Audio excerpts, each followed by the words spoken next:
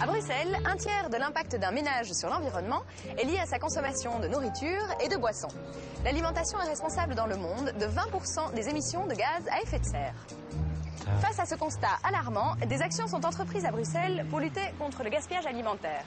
Promouvoir les fruits et légumes de saison, mettre en place des cantines durables dans les écoles et créer des groupes d'achat solidaires, des GAS. Petit compte rendu de toutes ces actions entreprises pour la planète, pour notre santé et pour plus d'éthique dans l'exploitation de nos ressources.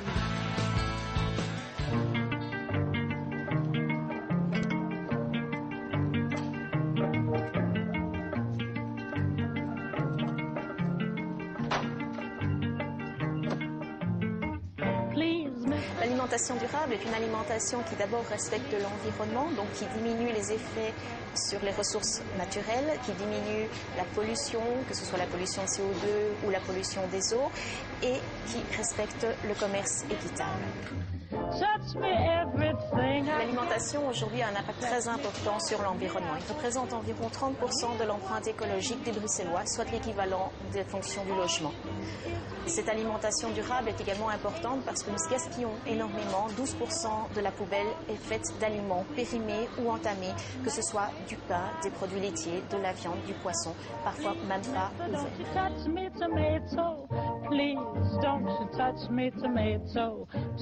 Voilà, je vais vous présenter un peu les légumes qu'on a aujourd'hui. Des choux raves, très bons crus, râpés, des salades. Du céleri rave, des pommes de terre, des vieilles encore. Des topinambours, excellent, les topinambours, un petit goût de cœur d'artichaut. De la consoude. Du chou blanc. Du céleri rave.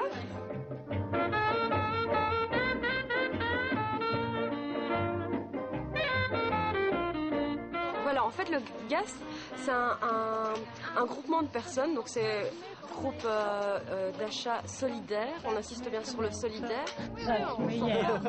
Les GAS sont des groupements d'achat solidaires qui permettent à plusieurs personnes de se rassembler pour obtenir des produits bio locaux de saison.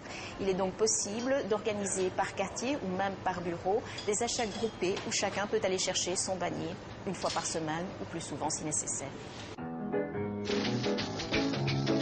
La ferme a débuté vraiment il y a 20 ans, 14 ans pour la commercialisation et on est arrivé maintenant à faire vivre 3 ménages avec 1,5 hectare de terrain, quoi. Donc c'est ce qui est vraiment peu et avec une mécanisation vraiment faible, quoi. Une dépense énergétique pratiquement nulle.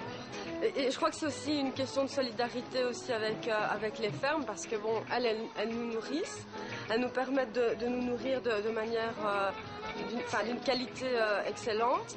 C'est des légumes qui poussent vraiment naturellement, qu'on ne va pas forcer, on les plante et puis on les récolte une fois qu'ils sont à maturité. Donc de ce point de vue-là, ils ont acquis toute leur saveur, tout leur goût. On n'irrigue pratiquement pas, sauf dans les serres, quoi, de temps en temps. Mais donc c'est pas des légumes qui sont forcés à l'eau, ils ont vraiment du goût.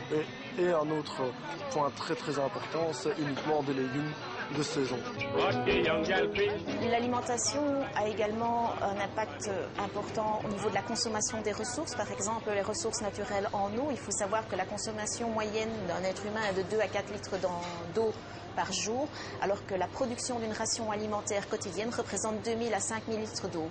En termes d'énergie, il faut savoir qu'énormément d'énergie est nécessaire pour la production des engrais, des pesticides, pour le transport des matières, pour la transformation des aliments et finalement pour leurs emballages également. Donc on peut dire, par exemple, qu'une pizza au jambon contient plus de pétrole que de jambon in fine. Ce serait très simple de dire on prend le label bio et puis c'est tout. Mais le problème qui se pose au niveau du label bio, c'est qu'il se trouve dans la même économie que les produits conventionnels. Donc ça veut dire qu'au niveau social, au niveau transport, c'est pas toujours évident. C'est-à-dire que importer des mange-tout qui viennent du Kenya, où les gens qui travaillent, disons, la production ne sont pas bien payés, c'est amené par avion. On fait assez bien d'émissions de CO2. À ce moment-là, on s'est dit, bon, le bio, c'est pas tout. À côté du bio, de l'environnement, il y a aussi le social.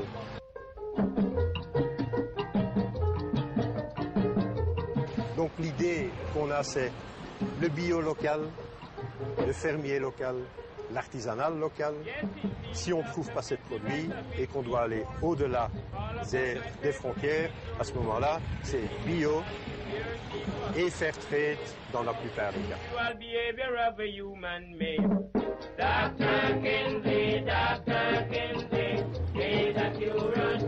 Pour bien choisir ses aliments, il faut avant tout commencer par choisir des aliments bio, locaux, de saison, diminuer sa consommation de viande parce que la consommation de viande, la production de viande consomme énormément d'énergie et diminuer également sa consommation de poissons pour éviter la surpêche et la diminution et la disparition de certaines espèces.